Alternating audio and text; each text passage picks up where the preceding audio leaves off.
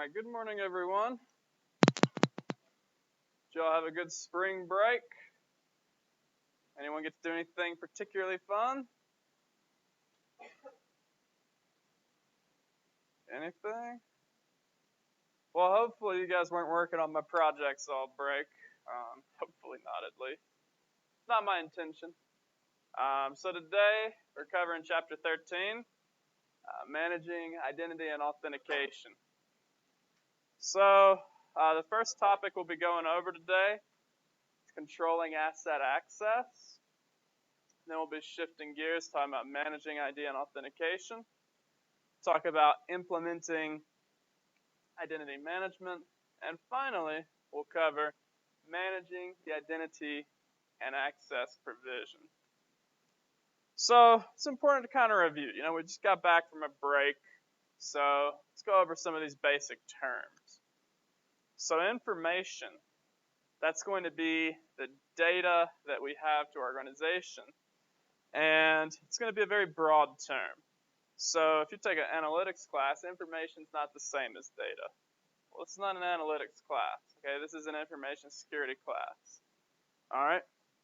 Speaking of that, who can tell me which certification this class is based on, loosely? CISSP, exactly right. All right, so they define information as basically any data that the company holds. Okay? Systems. Systems, of course, are going to be, you know, the various platforms that our company has. For example, if we have a payroll system, okay, it's going to be comprised of everything that basically is involved with the whole payroll process. Okay? What's the difference between a process and a project? Who can tell me that? You guys have taken systems analysis, right? What's the difference between a process and a project?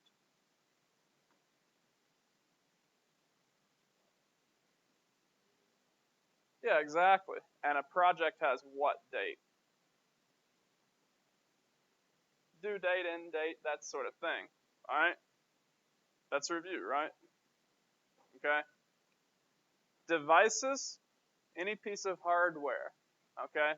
So if you have an end user computing device, that's what? That's a laptop, desktop, possibly phone or tablet. But generally, when we think of end user computing devices, we generally think of company-owned laptops or desktops. Server equipment. You know, if you have a physical server, that's a device. If you have a network switch, that's a device. What if you have a router? Is it a device? Who says it's a device? Okay. Those of you with your hands up are correct. Any piece of hardware is a device. All right, facilities, pretty straightforward. It's basically property and plant. Okay. So if you've taken accounting, you've probably talked about property, plant, and equipment, right? Okay. Who can tell me what property, plant, and equipment are?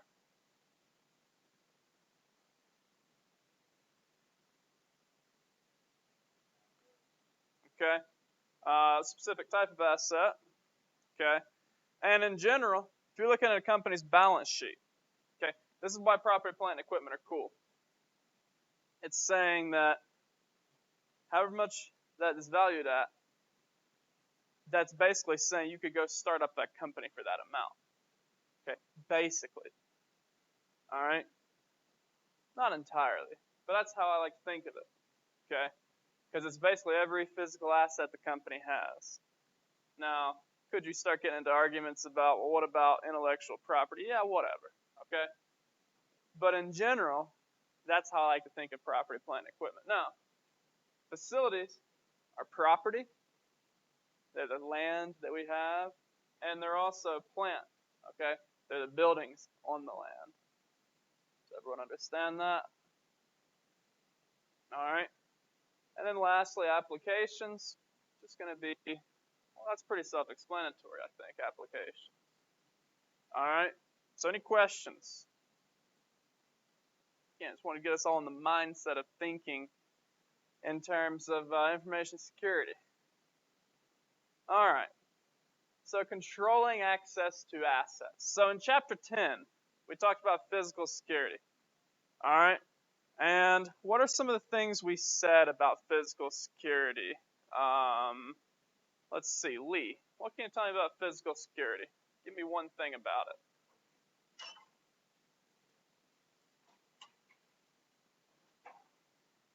I'm sorry? Yeah, so you want to have some sort of non-repudiation. You do that with cameras.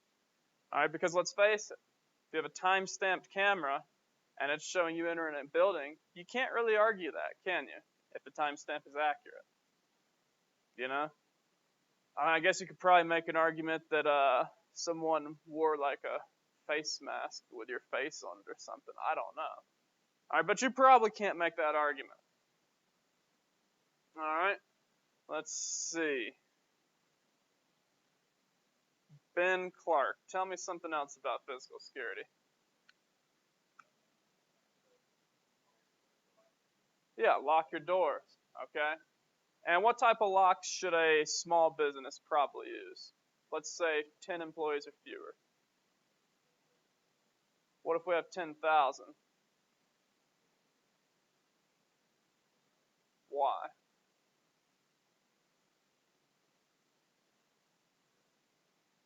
So keeping track, but there's probably a bigger reason if we're a bigger company, though. Easier to handle. Let's say we have an employee, they don't leave on the best of terms. Maybe they're terminated, maybe they quit. Either way, we don't want them to still have access. We have, I'm not going to get into the wheels versus doors debate, but let's just say we had 10,000 doors, okay? Maybe we have 40,000 wheels, who knows? But we have 10,000 doors. They had a master key, they were a custodian or something. You want to change 10,000 locks? Is that going to be cheap? Is that going to be fast? Is that going to cause a lot of heartache? Or not heartache, but it's going to cause a lot of problems, right? So, let's see here.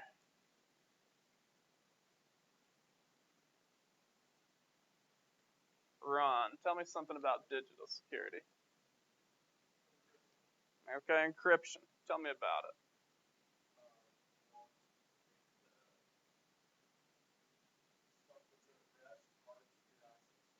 You want to make stuff just at rest, certainly. What about stuff in motion? Can we encrypt that? Okay, how? How about SSL? How about IPsec? Okay, so SSL will be used for what type of communication?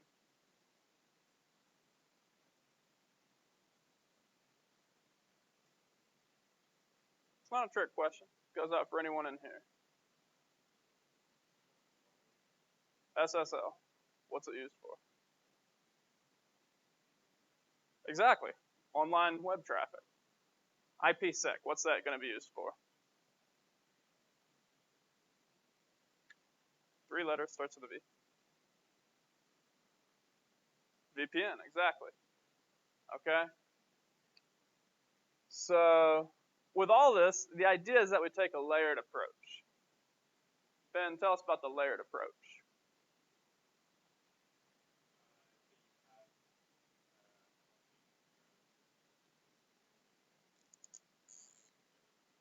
So you're saying we have our mission critical assets at the center.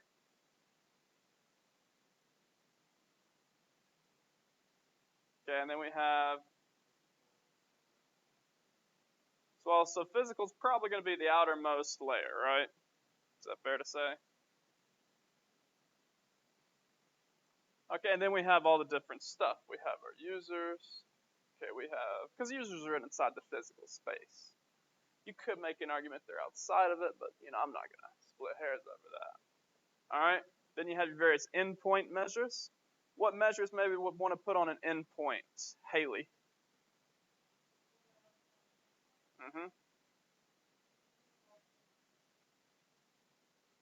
Name a few, like 2.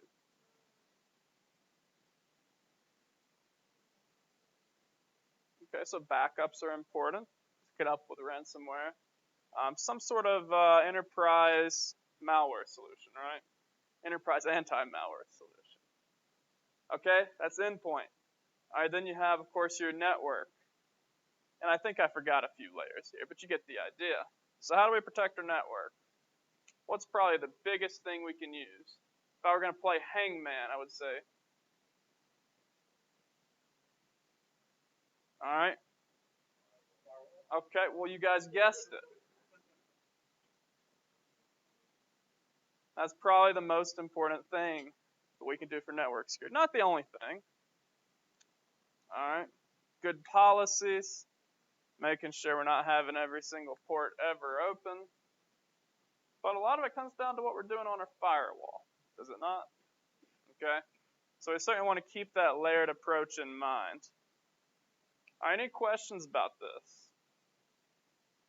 It's basically a review, right? Okay. Because we covered physical in chapter 10, we covered digital, several other chapters. Talked about the layered approach, I think on day 1, if I'm not mistaken. So, you know, the book kind of goes over some stuff again. All right. Let's talk about managing identification and authentication. So, in general, you're always going to start off with identification. And that's saying who you are. Okay, so if I walk in here and I come up to, say I come up to Patrick, all right, and I say, Patrick, who are you? Okay, so it's pronounced Apicata, right? Apodaca? I've been pronouncing it wrong the whole time. I'm very sorry about that. All right. Yeah, I did mispronounce it. Okay, anyway. So that's your identification, right? And if I wanted to verify that, okay, one way to do that would be a password. One way to do that would be asking Patrick only something Patrick would know. Okay? You know, that's, of course, going to be knowledge-based authentication. Okay? A lot of different ways we can authenticate, but the idea here is that we're just verifying that he is, in fact, who he says he is. All right? So authorization. Once you've verified and you've authenticated, then you grant access. Okay? Not too complicated so far, right? Okay. The last part is accountability. And this is done through having everything be non-repudiable. Okay? When we talk about non-repudiation, what does that mean?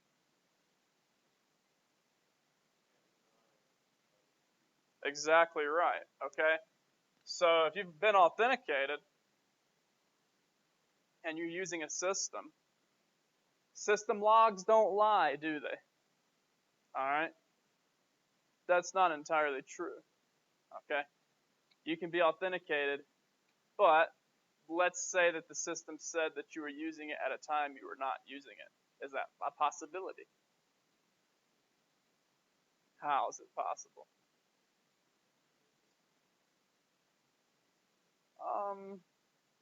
Not necessarily that. There's something else I'm thinking of. Well, no, this is legitimately you. We're assuming that. We're just saying you were using the system, but the system logs indicate you're using it at a time you were not, when in fact you were using it, just not at that time. What could cause that? Where does that time come from? It comes from some server, right? What if that server's time is wrong? All right? Now, by the nature of log files, is it possible to modify them? Yeah. It's basically text in most cases. Well, what if you have a nefarious admin?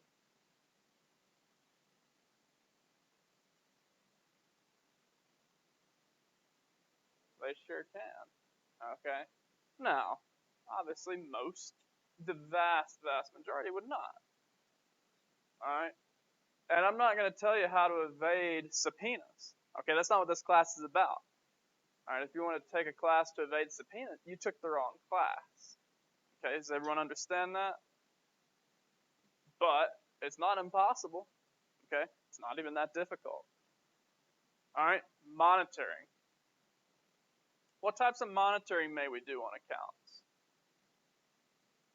Is it likely we're going to have an IDS and IPS? Yeah.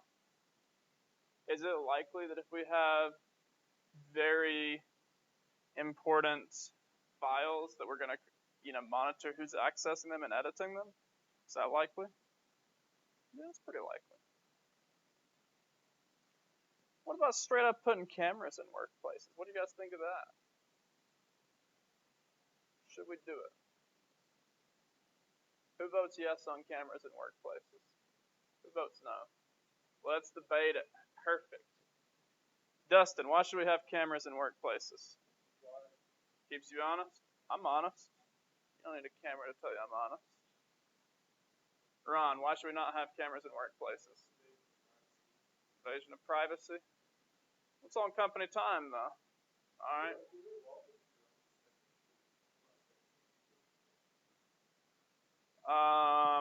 Let's see. Who raised their hand for we should have cameras? Let's see. Nick. Respond to Ron. It's not a public space. Company owned, yeah. Okay, you agree to not have privacy in exchange to work there. Okay. No one's arguing to put a camera in a bathroom. Let's be clear. Okay. We'll let the bathrooms be camera free. We're not Blizzard. Okay, is that fair to say? Some of you guys get that. Okay. Who else?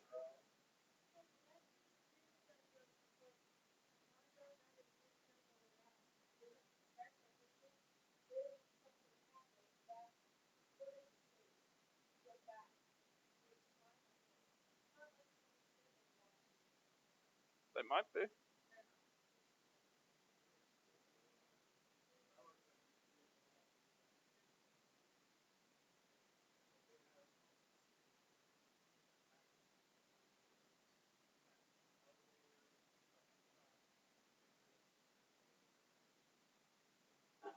What if you like to be watched? We didn't think of that, did we? No, seriously. Maybe I want to have more cameras. Maybe. I am right now. Not streaming, but recording at least. Alright. That's one aspect of monitoring. It's not the only one. Right, but the idea is these four principles allow us to operate.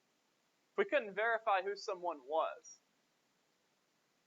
what are we going to do?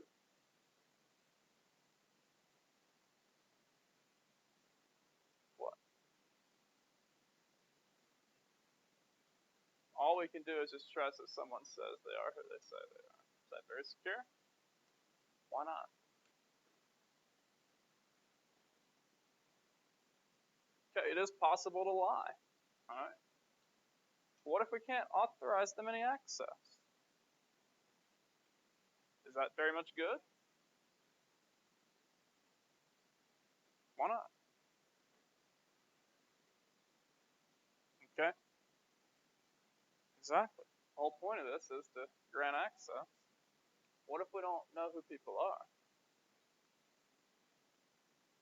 Well, that wouldn't work well at all, would it? Alright, so does everyone understand why these all are important? Make sure you remember the order. Make sure you remember what each of them are. Now I have up here username as identification. That's certainly not the only type of identification. Same thing with authentication. Alright, so something to consider here is subject versus object.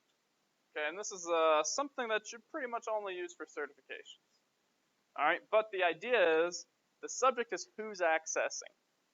Okay, so let's say that Ben wants to access, I don't know, what do you want to access, Ben? music. All right. Bin is the subject. The object is the music. Music is what's being accessed. Now, let's say that someone wants to be a little bit sneaky. And let's say they're working for a medical office. Someone famous comes in. All right. So the subject would be the person being sneaky, right? The object would be the person's records who's famous. Does everyone understand that? Let's talk about establishing identification. Okay, so a lot of this is going to take place when you're hiring. So it's important to note this can't necessarily take place prior to hiring. Some of it can, but not all of it. Okay? So why can we not just straight up gather everyone's paperwork before we make a hiring decision? Well, there's privacy, but more specifically, okay, there's a bunch of hiring regulations, right? I mean, there's all sorts of illegal questions. So a lot of these are definitely covered under illegal questions. Does that make sense? Now, it's illegal questions in an interview, not in the onboarding process. In fact, most of this is, well, not most, a lot of this is required once they're on board anyway. All right, so you got your physical documents, birth certificates. What are some other physical documents? How about a passport? Okay, driver's license, social security card. Any other physical documents that identify you? How about a piece of addressed mail? It's not the best form of ID, but it's technically a physical document that identifies you, right? All right, biometrics. It's who you are. All right. So, what do you guys think about biometrics in the workplace? You guys want to give your employer a DNA sample? Why not?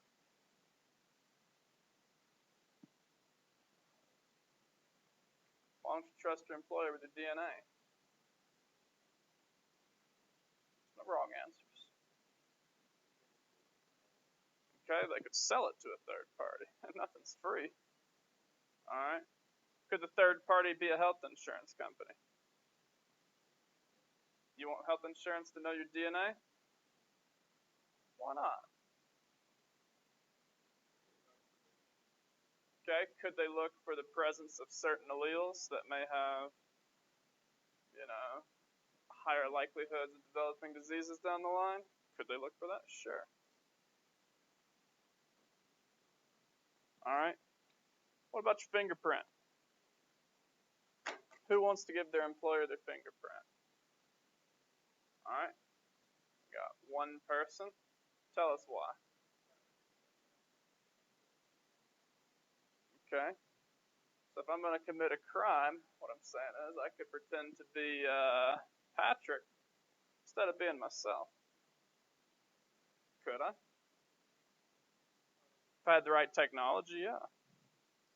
All right. I'm not an expert on reproducing fingerprints, but it's certainly possible, right? Now, is it cheap to do that? Absolutely not. In 5 or 10 years, may it be cheap to do? It's very possible. Okay, so biometrics could also include things like an iris scan. Could even include stuff like, voice analysis. That could include a lot of different things. If you take a lot of the Pearson VUE tests, they have you do a palm print. You guys done those before? Okay. So if you ever sit for a cert, at least I don't know how they do it now, but back in my day, you used to go to a Pearson VUE testing center for most of the technology certs, and they have you take a palm print. Okay, so the palm print's looking at your vein structure. Okay, pretty self-explanatory. knowledge-based authentication. That's stuff only you know. All right, so if I ask you your first bank account that you opened, okay, your friends don't know that very likely, right? But you know what the first bank account is that you opened. All right, then you have cognitive. Okay, so cognitive is similar to security questions. It's like a password, but it's a password prompted with a question. So if I ask you your mother's maiden name, all right, and then if I ask you your favorite pet, all right, you might start to get a little bit suspicious of me, right? Okay. Pretty self-explanatory. So let's talk about the authentication factors. All right, so you have type 1, something you know. That's something you straight up memorize, okay?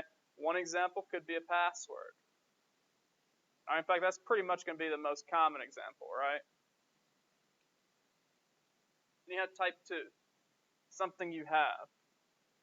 So, here's a trick question. Is your fingerprint something you have?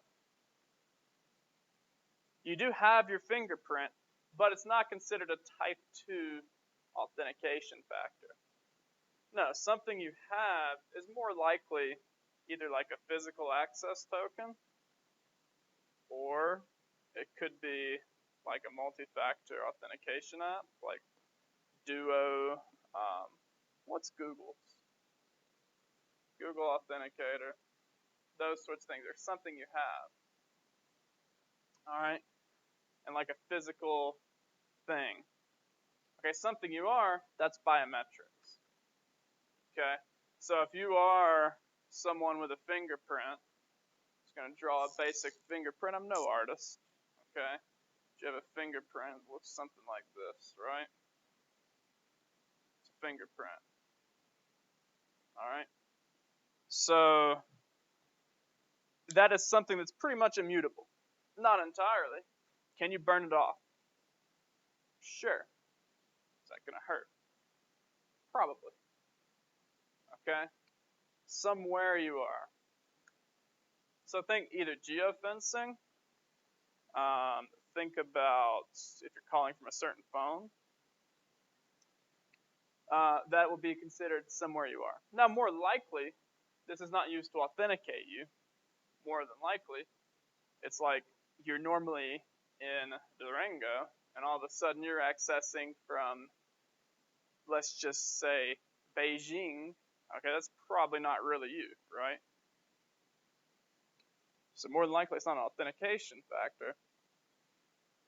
It's instead somewhere you aren't. So those are the 4 primary types of authentication. Any questions?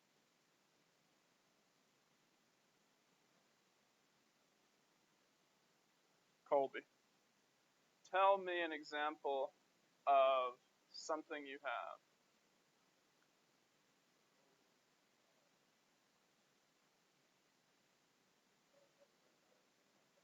Yeah.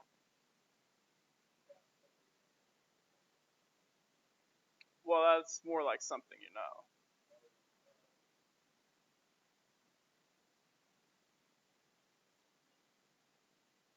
Do you have Google Authenticator?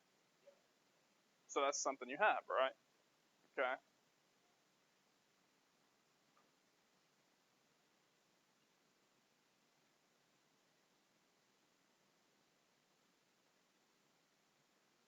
Ben, tell me something you know, but not like an actual thing, just like an example of something you may know.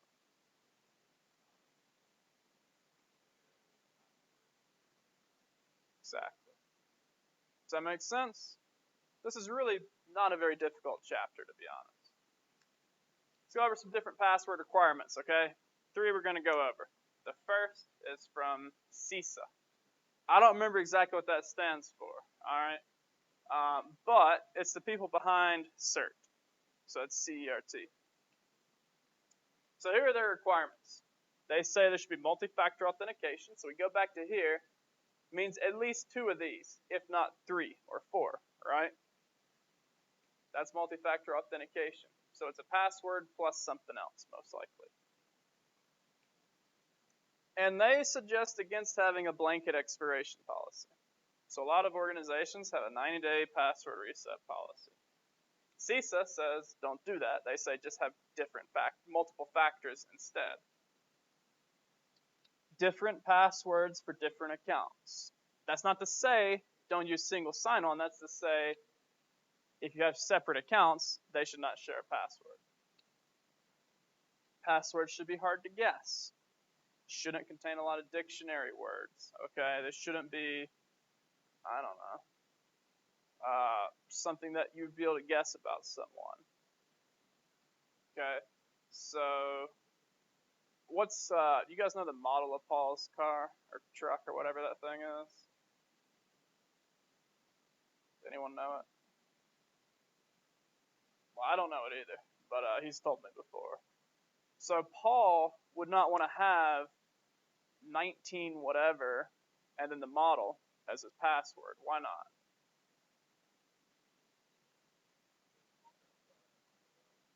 Because that'd be easy to guess, okay? Because if you've met Paul, you know that he drives that thing. You guys know what I'm talking about, right? You see it around town, okay? That's very easy to guess. And the password should be as long as possible, okay? National Institute of Science and Technology has similar password recommendations. Okay, they say passwords should be salted and hashed. We're going to talk about that in a couple chapters, but for now, just understand it basically means encrypted and not stored in plain text. Passwords should not expire. Should not require special characters. Is that a little bit surprising? So NIST found, they did a study on a lot of different passwords that were breached, and they found that characters did not help. Special characters, in terms of, how fast the passwords are able to be cracked and that sort of stuff. Because let's face it, people don't think in exclamation mark, and they don't think in parentheses, okay? They think in words. Can use all characters. All right, so they're not saying to not have them, they're just saying not to require them. Does that make sense? So could you have a password of emojis, according to NIST? Yeah. All right. Should be at least 8 characters long, and the system should check against common passwords. So password 123. Should that password be allowed? Why or why not?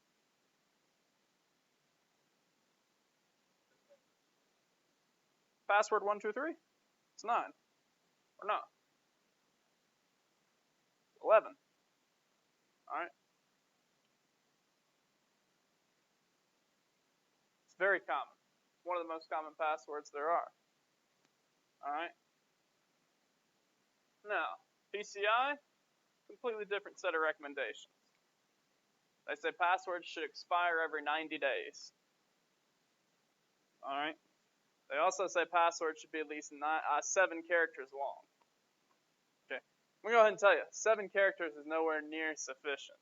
All right, that could be cracked in under a second, easily. On basic hardware, like basic quad core, not like some, insanely powerful system. I'm talking basic quad core can crack this instantly. All right. But you can always go above PCI. But if your organization is PCI compliant, you got to expire your passwords every 90 days. That's just the way it is. All right. I don't make the rules. I'm not PCI. So let's talk about managing user accounts. Okay. So the key here is to automate everything. All right. So when you get an employee onboarded from HR, you should automatically create the account. Okay. You know what role they are, right? You should automatically apply role-based access control and grant them whatever they need access to. Okay. But you should also have some basic limitations in the account to make sure that one account's not doing everything. Because let's say that one account is downloading an entire database. Is that likely legitimate? Say I have a customer database, 10 million customers, one person downloaded the entire thing. Is that likely legit? Okay. It could be the person doing it, but let's say they're doing it because they're about to submit their notice, and they're going to take all their customers with them. Is that legit? No. Most people consider that to be unethical. I'm not here to tell you what ethical beliefs to hold, but that's probably considered unethical, right? Yeah, so obfuscation, you don't have to worry about that. All right.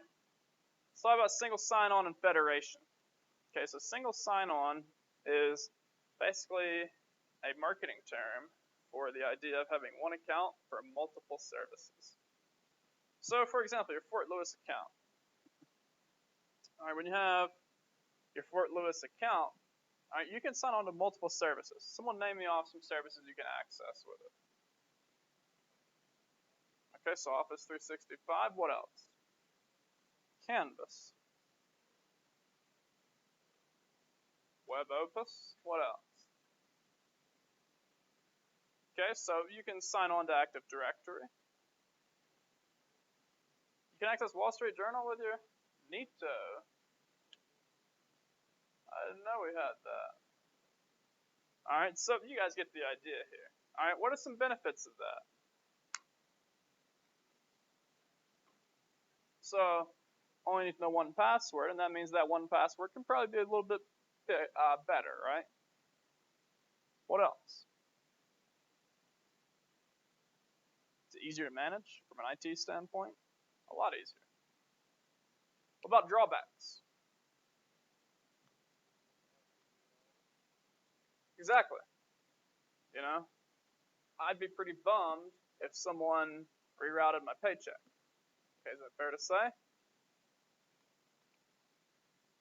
But if they get my password, it's possible, right?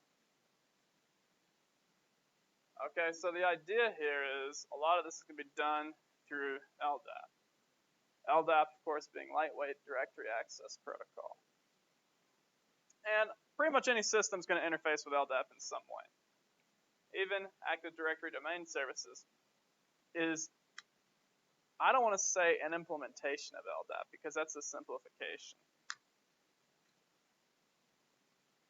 They can interface with each other, no problem. Okay, Active Directory, don't get it confused with LDAP. Okay, because they're not the same thing. But just know they have no problem interfacing with each other. All right, so federation.